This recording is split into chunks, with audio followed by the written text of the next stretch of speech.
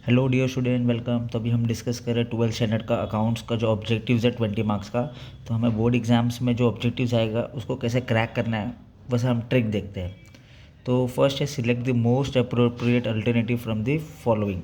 तो 4 ऑप्शंस रहेगा, we have to select one. तो स्टार्ट करते हैं बच्चे लोग। In absence of partnership agreement division of profit take place. Partnership का एग्रीमेंट नहीं रहेगा तो प्रॉफिट डिवाइड होगा। तो वो कैसा, कौन से रेशियो में डिवाइड होगा? वो इक्वल रेशियो में बच्चे लोग डिवाइड होगा। ठीक है। Subscription receive in advance, accounting year के पहले ही आपको सब्सक्रिप्शन मिल गया फॉर द नेक्स्ट ईयर, तो वो लाइबिलिटी रहेगा। ठीक है। नेक्स्ट ईयर में एडवांस में मिल गया तो वो लाइबिलिटी है, कंपनी को उसको पे करना है। Increase in the value of asset, आपकी एसेट की वैल्यू बढ़ रही है तो प्रॉफिट एंड लॉस में आप कहाँ पर लिखोगे? तो प्रॉफिट एंड लॉस में आप क्रेडिट में लिखोगे। ठीक है। तो वैल्यू इंक्रीज हो रही है तो प्रॉफिट एंड लॉस के क्रेडिट में, और वैल्यू अगर डिक्रीज हो रही है तो प्रॉफिट एंड लॉस के डेबिट में। ठीक है। Bills of exchange is required to be accepted by the drawee. जब तक ड्रॉवी एक्सेप्ट नहीं करेगा, तो दो होता है, एक ड्रॉवर होता है और एक ड्रॉवी होता है। ड्रॉवर जो बिल बनाता है, ड्रॉवी जो एक्सेप्ट करता है। ठीक है। When shares are forfeited the share capital account is debited. ठीक है। तो शेयर अकाउंट डेबिट होता है। तो ऐसे ऑब्जेक्टिव जाएगा आपको बोर्ड के एग्जाम में। नेक्स्ट हम ट्राई करते हैं वन वर्ड। ठीक है। तो चलो वन वर्ड में ट्राई करते हैं। मतलब एक सेंटेंस रहेगा, आपको उसको एक वर्ड देना है। The process of entering the name of partnership firm in the register of the registrar. तो आप कोई भी चीज़ प्रोसेस करेंगे, डॉक्यूमेंटेशन करेंगे, तो आप रजिस्ट्रेशन कर रहे हो। आप कोई भी कॉन्ट्रैक्ट में जा रहे हो ना पार्टनरशिप में, तो रजिस्ट्रार के पास जाके आप रजिस्टर करोगे, तो उसको क्या बोलेंगे? उसको बोलेंगे रजिस्ट्रेशन बोलेंगे। ठीक है।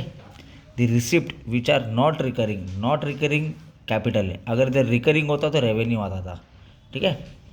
Excess of actual capital, excess मतलब ज़्यादा, आपके पास है ना, क्या है, एक्सेस कैपिटल ज़्यादा है आपके पास। ठीक है। तो सरप्लस है, एक्सेस का मतलब भी सरप्लस है, ज़्यादा है। ठीक है। तो उसको सरप्लस कैपिटल बोलेंगे। Next, conversion of asset into cash on dissolution of firm, मतलब आपने एसेट को कन्वर्ट कर दिया कैश में जब आपकी फर्म डिसोल्यूशन हो रही है, तो वो रियलाइजेशन अकाउंट होता है, रियलाइज करते हैं हम उसको। Next, critical evaluation of financial statement to measure profitability. तो कैसा ये होगा, एनालिस करना पड़ेगा हमें फाइनेंशियल स्टेटमेंट को, तब जाके हमें पता चलेगा कि प्रॉफिटेबिलिटी कितना है फाइनेंशियल स्टेटमेंट की। तो क्या करना पड़ेगा, उसका वर्ड क्या है, एनालिस ऑफ फाइनेंशियल स्टेटमेंट।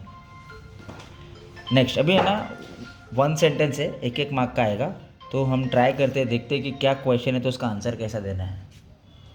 तो पहला है, what is the main objective of partnership firm. Partnership firm का मेन ऑब्जेक्टिव क्या है?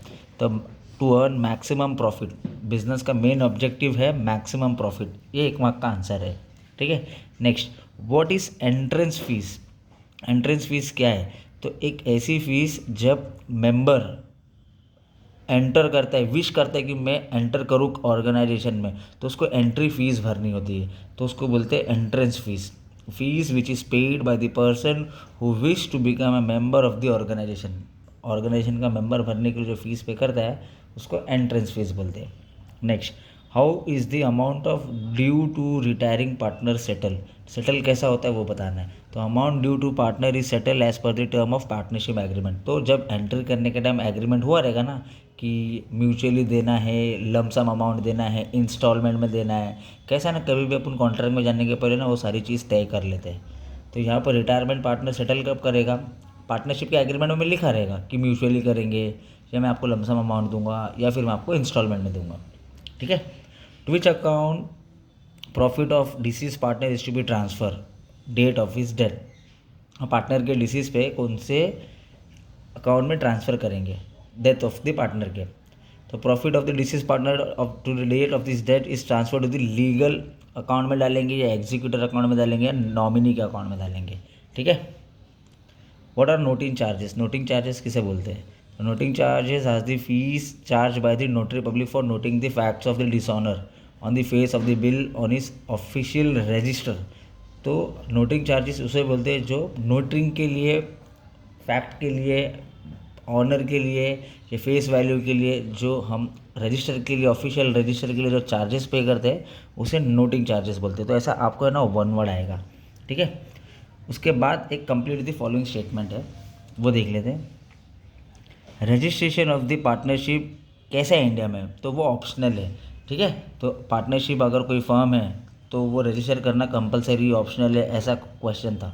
कंप्लीट द सेंटेंस, तो वो ऑप्शनल है इंडिया के अंदर, याद रखना बच्चे लोग। Next, subscription receive from the member is consider, तो जो सब्सक्रिप्शन मिला है, ठीक है, वो तो रेवेन्यू रिसिप्ट है, मतलब कंपनी है, सब्सक्रिप्शन मिल रहा है तो वो रेवेन्यू हो रही है।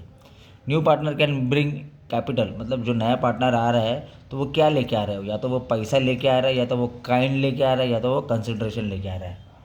Next, on dissolution which account is automatically close, कौन सा अकाउंट बंद हो जाता है, तो उसका जो कैश और बैंक अकाउंट है वो ऑटोमेटिकली बंद हो जाते हैं जब डिसोल्यूशन हो जाता है। तो विच software is fully functional software without any restriction, कहाँ पर, जहाँ पर कोई भी रिस्ट्रिक्शन नहीं है तो वो लीगल सॉफ्टवेयर है ना, जहाँ पर आपने उसको पे किया सॉफ्टवेयर को, आप उसको अच्छे से ऑपरेट कर सकते हैं, तो उसको लीगल सॉफ्टवेयर बोलते हैं, जहाँ पर आपको कोई भी रिस्ट्रिक्शन नहीं मिलेगा क्योंकि आपने उसको लाइसेंस का अमाउंट पे किया है। तो बच्चे लोग ऐसा आपको है ना ऑब्जेक्टिव्स आएगा, बाकी क्वेश्चन भी मैंने अच्छे से चैनल पर अपलोड कर दिया है, आप लोग अच्छे से देख लेना, अच्छे से पढ़ लेना बच्चे लोग, ठीक है।